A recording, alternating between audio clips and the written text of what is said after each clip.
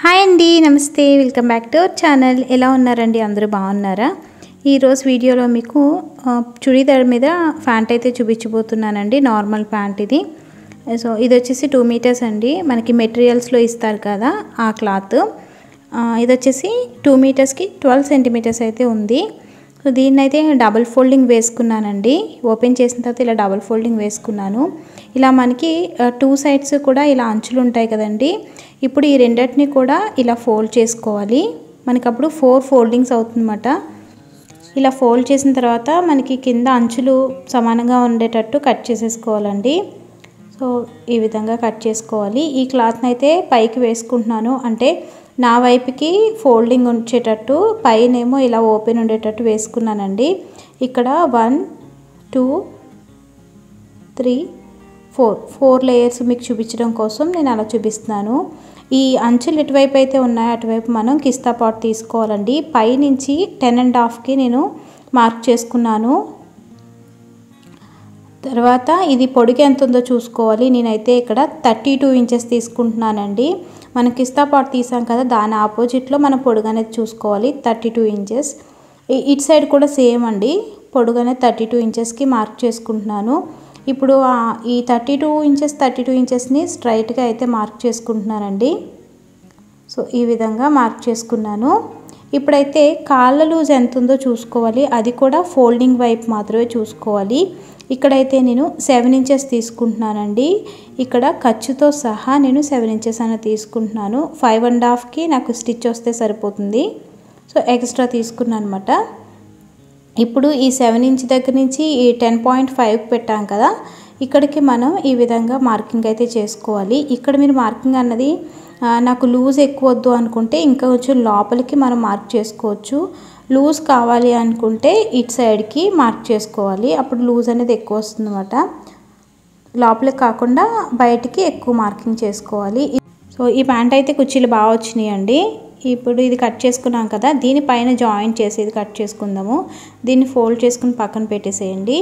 ఇప్పుడు ఈ క్లాత్ మిగిలింది కదా, ఇది కూడా 4 ఫోల్డింగ్స్లోనే ఉంది. ఇక్కడ ఒక సైడ్ మనకి అంచులు వచ్చాయి కదండి, ఈ అంచులేమో మనకి పైకి వస్తాయి అన్నమాట. అంటే బొందు పెట్టుకుంటాం కదా, అక్కడ వస్తుంది. ఇక్కడ లూజ్ అనేది మీకు ఎంత కావాలో చూసుకోండి. నేనైతే 12 ఇంచెస్ తీసుకుంటున్నాను. ఇంకొంచెం లూజ్ కావాలని అడమంటే కొంచెం ఎక్కువ పెట్టుకోవచ్చు. ఇక్కడైతే 9.5 తీసుకుంటున్నానండి. సేమ్ ఇటు సైడ్ కూడా 9.5. ఇప్పుడు ఈ 9.5ని స్ట్రైట్గా అయితే మార్క్ చేసుకోండి. ఇక్కడ స్కేల్ లేకపోవడం వల్ల నేను హ్యాండ్తోనే డ్రా చేసేస్తున్నాను. మీరు స్కేల్తో స్ట్రైట్గా అయితే లైన్ డ్రా చేసుకోండి. సో ఈ విధంగా ఇక్కడ 9.5 తీసుకున్నానండి. లూజ్ వచ్చేసి నేను 12 ఇంచెస్ తీసుకున్నాను. సో ఈ విధంగా ఈ 12 ఇంచెస్ తీసుకున్నది మీరు కావాలంటే 13 ఇంచెస్ కూడా తీసుకోవచ్చు, ఇంకొంచెం నడుము లూజ్ కావాలి అంటే. సో దీన్ని అయితే కట్ చేసేస్తున్నాను నేను. చూసారు కదా, ఇక్కడ మనకి 2 పీసెస్ అయితే వస్తాయండి. ఇందులో మనకి కొంచెం క్లాత్ అయితే మిగిలింది కదా, ఇది మనం బొందుకి అలాగే ఆ టాప్ స్టిచ్ చేసుకున్నప్పుడు దానికి మోడల్ ఏమైనా కావాలంటే ఈ క్లాత్తో స్టిచ్ చేసుకోవచ్చు. సో ఇక్కడ మనకి ప్యాంట్ కటింగ్ అయితే కంప్లీట్ అయిపోయిందండి. ఇప్పుడైతే మనం కింద కాళ్ళ దగ్గర వేసుకునే బకరం చూద్దాము. ఇది వచ్చేసి నేను డబుల్ ఫోల్డింగ్లో బకరం పీస్ని అయితే తీసుకున్నానండి. మనం కాళ్ళ దగ్గర ఎంత లూజ్ తీసుకున్నామో దాన్ని అట్టే తీసుకోవాలి. ఇక్కడ 7 ఇంచెస్ లూజ్ అనేది తీసుకున్నాం కదా, అలాగే 7 ఇంచెస్కి మార్క్ చేసుకున్నాను నేను. వెడల్పు అనేది 2 ఇంచెస్కి తీసుకుంటున్నానండి. అంటే నాకు 1 ఇంచ్ సరిపోతుంది. ఈ 2 ఇంచ్కి మార్క్ చేసుకున్నాను కదా, మిడిల్లో 1 ఇంచ్ కూడా పెట్టుకుంటున్నాను మార్కింగ్ అన్నది. సో 1 ఇంచ్ వెడల్పుతో 7 ఇంచెస్ పొడుగు అన్నది కావాలి మనకి. ఇందులోనే నేను 2 పీసెస్ని కూడా కట్ చేసేసుకుంటున్నానండి. కాళ్ళ దగ్గర ఇలా బకరం వేసుకుని స్టిచ్ చేసుకుంటే చాలా నీట్గా ఉంటుంది. నార్మల్గా దాన్ని ఫోల్డ్ చేసి స్టిచ్ చేసుకోవచ్చు. క్లాత్ని మనం బకరం వేసి స్టిచ్ చేసుకుంటే సేమ్ మనం బయట జెంట్స్ టైలర్ స్టిచ్ చేస్తారు కదా, సేమ్ అలానే ఉంటుంది. సో ఈ విధంగా 2 పీసెస్ అయితే రెడీ అయినాయండి. ఇక్కడ ప్యాంట్ కటింగ్ అయితే కంప్లీట్ అయిపోయింది. మనం ఇప్పుడు దీన్ని ఎలా స్టిచ్ చేయాలో చూద్దామండి. సో ఇక్కడ స్టిచ్చింగ్ చేసేస్తున్నాను నేను. ఫస్ట్ ఏంటంటే ఈ కింద మనం ఏదైతే క్లాత్ ఫస్ట్ కట్ చేసుకున్నామో దాన్ని స్టిచ్ చేసుకుందాము. దానికి నేను ముందుగానే ఐరన్ చేసేసుకున్నానండి. ఈ కట్ చేసిన బకరం ఉంది కదా, ఆ బకరాన్ని ఇక్కడ నేను ఐరన్ చేసుకున్నాను. సో చూసారు కదా, ఇలా ఐరన్ చేసుకుంటే మనకి స్టిక్ అయిపోతుందండి. ఒక సైడ్ మనకి గమ్ ఉంటుంది, ఒక సైడ్ నార్మల్గా ఉంటుంది. ఇక్కడ స్టిచ్ ఎలా చేయాలో చూపిస్తున్నాను నేను. సో నేను అక్కడ ఐరన్ చేసినప్పుడు ఒక 1/2 ఇంచు కింద క్లాత్ ఉంచి ఐరన్ చేశానండి. ఎందుకంటే ఫోల్డింగ్ వేసి స్టిచ్ చేసుకోవాలి కదా, దానికోసం. సో మనకి స్టిచ్ చేసినప్పుడు ఇలా వస్తుంది. సో చూసారు కదా, ఇక్కడ 1/2 ఇంచ్ అనేది క్లాత్ ఉంచుకున్నాను. ఈ క్లాత్ని లోపలికి ఫోల్డ్ చేయాలి. ఇప్పుడైతే దీన్ని ఎలా స్టిచ్ చేయాలో చూపిస్తాను చూడండి. సో ఈ విధంగా ఫోల్డ్ చేసుకోవాలి.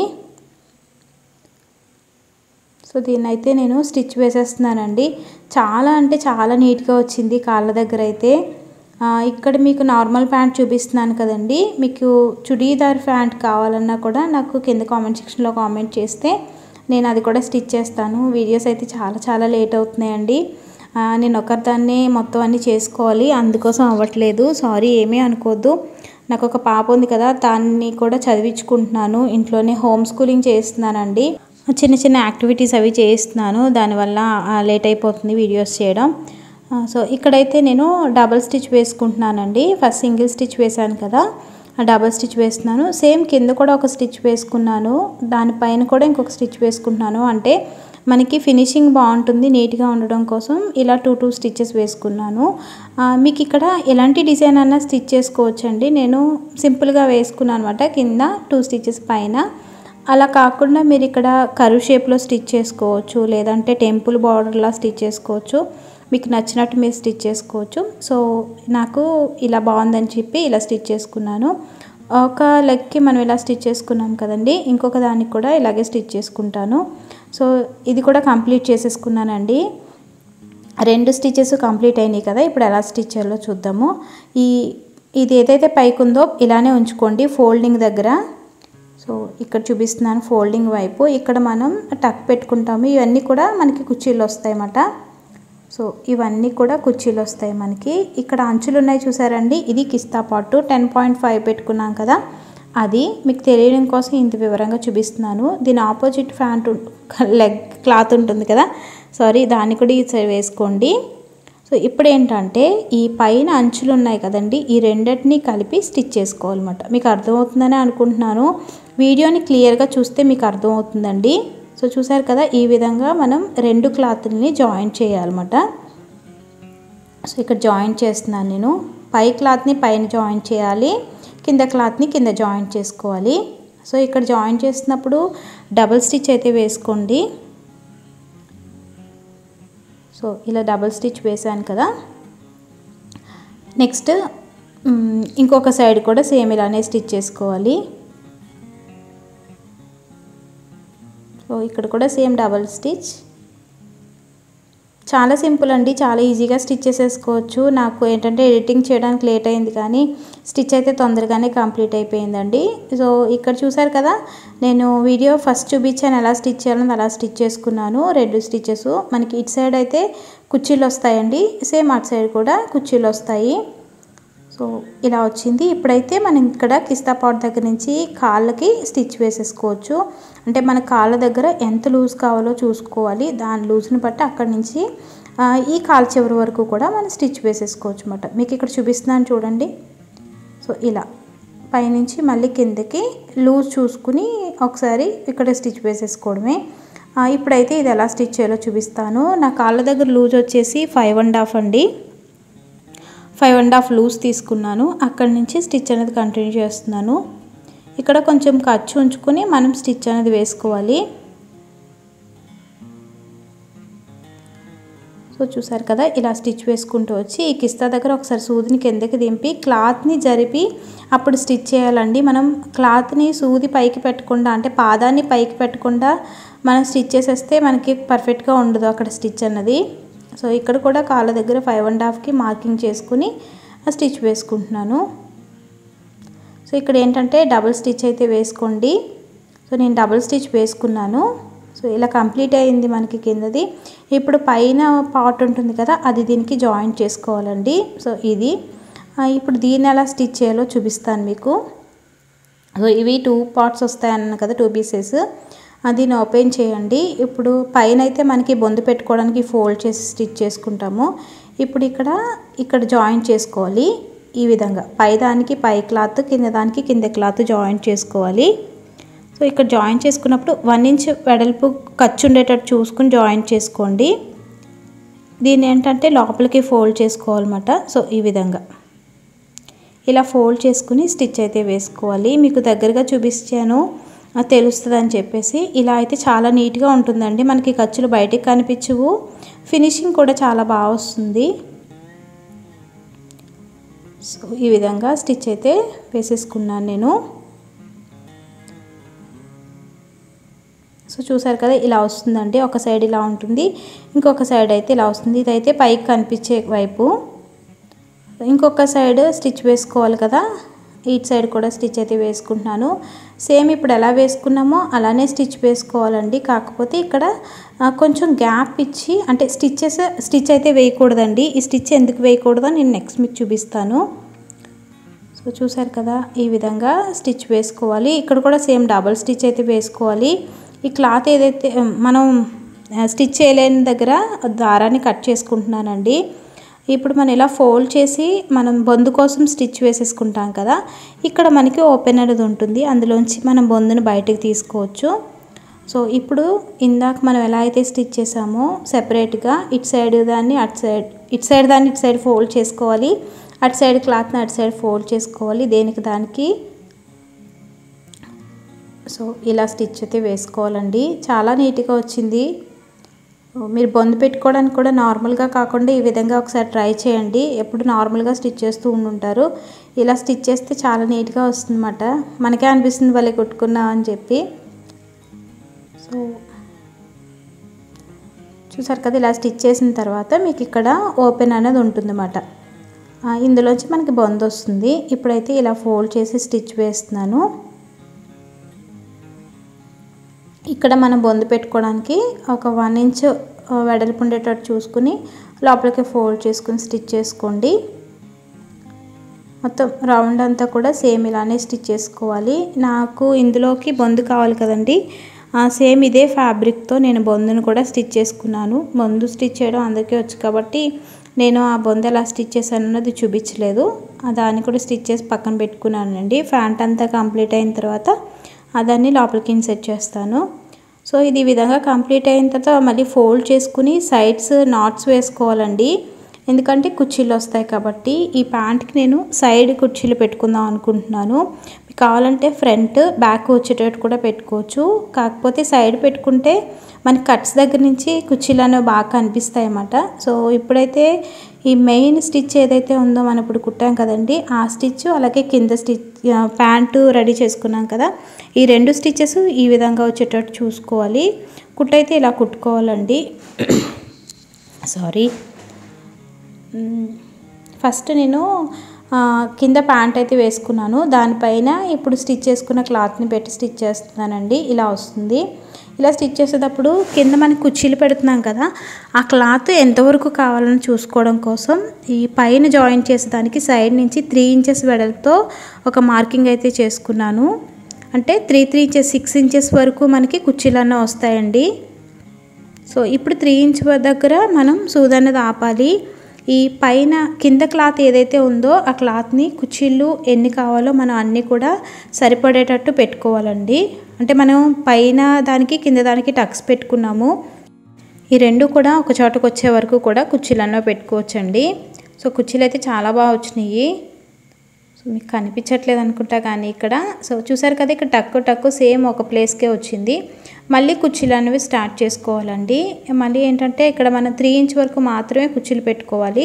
అప్పుడు ఈక్వల్గా ఉంటుందన్నమాట. 2 సైడ్స్ కూడా మనకి ఈక్వల్ వస్తుంది. సో చూసారు కదా ఇలా స్టిచ్ చేసుకున్న తర్వాత మళ్ళీ మనం చూసుకోవాలి, ఒకసారి చెక్ చేసుకోవాలి. ఇక్కడ స్టిచెస్ ఉన్నాయి కదండి, అక్కడి నుంచి చెక్ చేసుకుంటే మనకి ఈ కుర్చీలు పెట్టవలసిన క్లాత్ ఎంతైతే ఉందో దానికి 3 ఇంచ్ దగ్గరికి ఒక మార్కింగ్ చేసుకుని మిగిలిన ఫ్యాబ్రిక్ అంతా కూడా మనం కుర్చీలు పెట్టేసుకోవచ్చు. సో ఇలా అయితే మీకు చాలా ఈజీగా ఉంటుంది.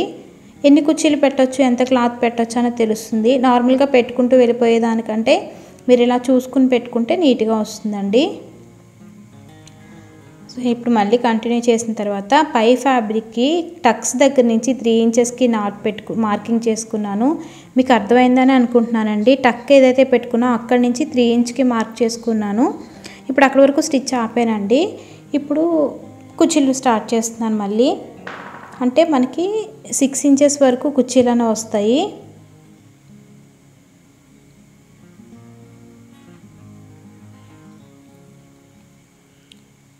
సో మళ్ళీ ఒకసారి చెక్ చేస్తున్నాను క్లాత్ ఎంతవరకు స్టిచ్ చేయాలన్నది. దాన్ని మార్కింగ్ చేసుకుని ఈ క్లాత్ అంతని కూడా కుచ్చిళ్ళు పెట్టేసుకోవాలి. సో మీకు అర్థమైంది అనుకుంటున్నానండి. మీకు ఏమైనా డౌట్స్ ఉంటే నాకు కింద కామెంట్ సెక్షన్లో కామెంట్ చేయండి ఈ వీడియోకి సంబంధించి. ఇంకా మీకు ఎలాంటి వీడియోస్ కావాలో చెప్తే లేట్ అయినా కానీ చేస్తాను. సో ఈ విధంగా కంప్లీట్ చేసేసుకోవాలండి.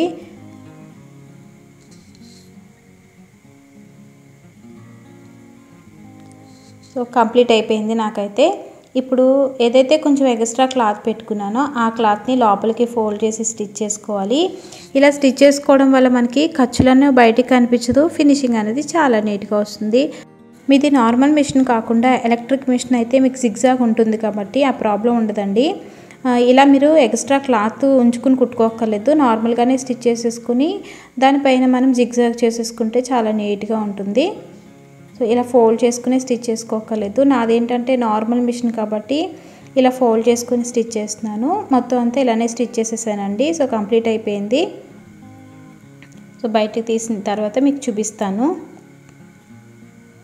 ఇలా వస్తుందండి, చాలా నీట్గా ఉంటుంది. ఇప్పుడు నేను దీనికి బొందు కూడా స్టిచ్ చేసేసుకుని రెడీగా ఉంచుకున్నానని చెప్పాను కదా, దీని అయితే లోపలికి ఇన్సర్ట్ చేసి మళ్ళీ చూపిస్తాను. సో చూసారు కదా ఇలా వచ్చిందండి. ప్యాంట్ అయితే చాలా నీట్గా వచ్చింది. మీకు ఇక్కడ చూపిస్తాను. సైడ్ కుచ్చిళ్ళు కూడా చాలా బాగా వచ్చింది. సో 2 సైడ్స్ కూడా సేమ్ ఈక్వల్గా వచ్చినాయండి. నేను ఏంటంటే 6 ఇంచెస్కి కుచ్చిళ్ళు అనేవి పెట్టుకున్నాను. ఇవి మనం డ్రెస్ వేసుకున్నప్పుడు కట్స్ ఉంటాయి కదా పై టాప్కి, ఆ కట్స్లోంచి ఈ ప్యాంట్ కుచ్చిళ్ళు అనేవి మనకి చాలా నీట్గా వస్తుంది. సో ఈ వీడియో మీకు హెల్ప్ అయింది అనుకుంటున్నానండి. మీకు హెల్ప్ అయితే మీ ఫ్రెండ్స్కి, ఫ్యామిలీ మెంబర్స్కి షేర్ చేయండి. మన ఛానల్ ఇప్పటివరకు ఎవరైనా సబ్స్క్రైబ్ చేసుకోకపోతే ప్లీజ్ సబ్స్క్రైబ్ చేసుకుని సపోర్ట్ చేయండి. నెక్స్ట్ వీడియోలో మళ్ళీ కలుద్దామండి. అంతవరకు నమస్తే.